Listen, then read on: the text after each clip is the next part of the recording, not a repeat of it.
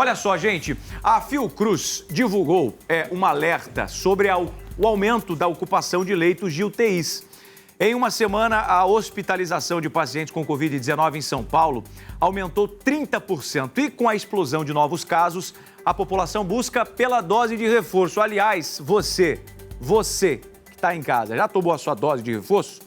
Pois é, se você está pensando em tomar, tem muita gente pensando mesmo que você.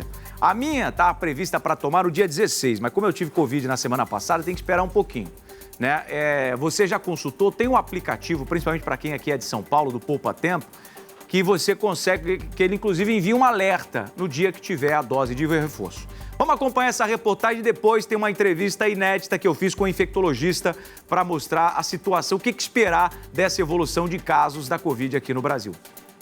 O José Carlos não se importou com a fila na UBS. Você tem que se preocupar, né, com a sua saúde, com a saúde da sua família, com os amigos, né? Por isso você tem que se cuidar. Em janeiro, a procura pela dose de reforço aumentou 44% em São Paulo. Assustou muitas pessoas, então a gente vê muito movimento positivo para tomar a vacina depois da variante Ômicron. No estado de São Paulo, as internações tiveram alta de 30% em uma semana.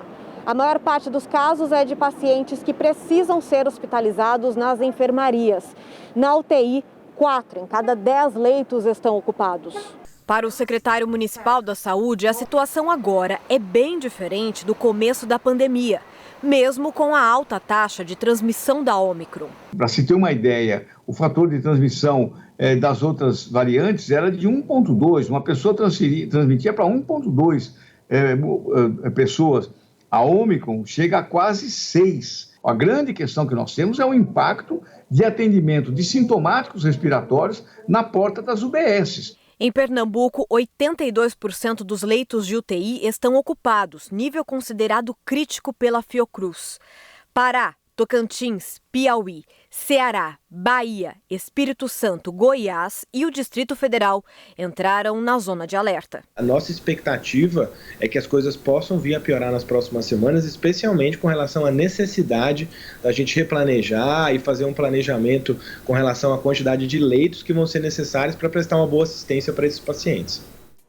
Ainda sobre esse assunto, eu conversei com o médico infectologista, o Júlio Croda, que é da Fiocruz, sobre um possível colapso no sistema de saúde com o avanço de casos da variante Ômicron no Brasil. Vamos ver essa entrevista.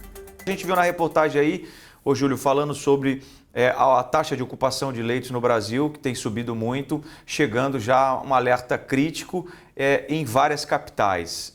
Você acha que a gente pode viver um novo colapso no sistema de saúde, como vivemos nas 2 primeiras ondas da Covid aqui? A gente pode viver sim esse impacto, colapso, em alguns estados, algumas cidades, principalmente por falta de planejamento. A gente abriu leitos de enfermaria, leitos de terapia intensiva e esses leitos foram fechados. Financiamento também foi reduzido pelo Ministério da Saúde para a manutenção desses leitos hospitalares.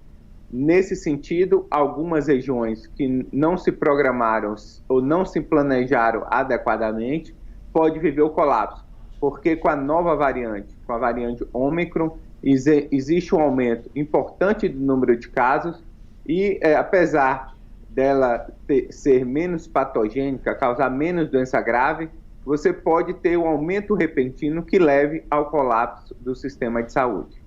Um estudo da Universidade de Washington apontou que o Brasil pode chegar no fim de janeiro a ter 1 milhão de casos diários de Covid-19 com essa nova variante. A gente está batendo recorde atrás de recorde aí nos últimos dias, últimas 24 horas, quase 100 mil novos casos. E tem um detalhe, né? A gente tem a possibilidade de muitos casos que não entraram nessa conta por conta do apagão dos dados do Ministério da Saúde. Como que você avalia? Você acha que a gente realmente está voando, está num voo cego por não enxergar realmente com números o tamanho do problema dessa variante aqui no Brasil?